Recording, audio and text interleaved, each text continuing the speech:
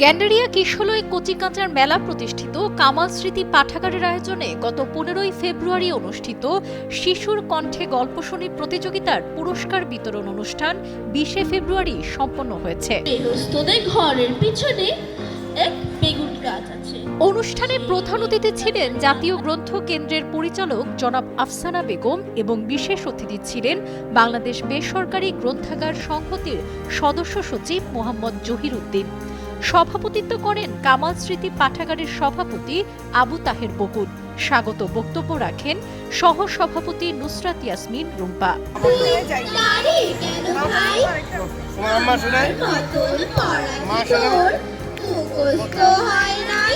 অনুষ্ঠানের শুরুতে পাঠাগারের শিশু পাঠকদের পরিবেশনায় মনোজ্ঞ সাংস্কৃতিক অনুষ্ঠান অনুষ্ঠিত হয়, যেখানে তারা গান, নাচ ও আবৃত্তি পরিবেশন করে। প্রতিযোগিতার সেরা 20 প্রতিযোগীর মধ্যে 2 জন দর্শকদের সামনে তাদের গল্প বলার দক্ষতা প্রদর্শন করে।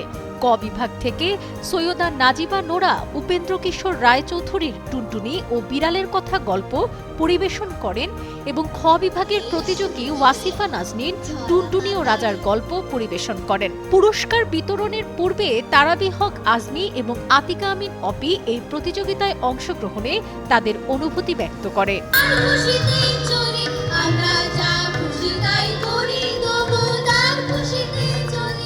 এই প্রতিযোগিতায় গ্যান্ডারিয়া ও আশেপাশের 17টি স্কুলের প্রায় 150 শিক্ষার্থী অংশগ্রহণ করেন।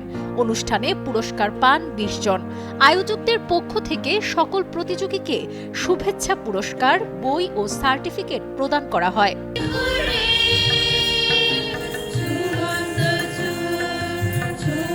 প্রধান অতিথি তার বক্তব্যে সমাজে পাঠাগারের ভূমিকা ও প্রতিটি স্কুলে পাঠাগার থাকা জরুরি বলে উল্লেখ করেন।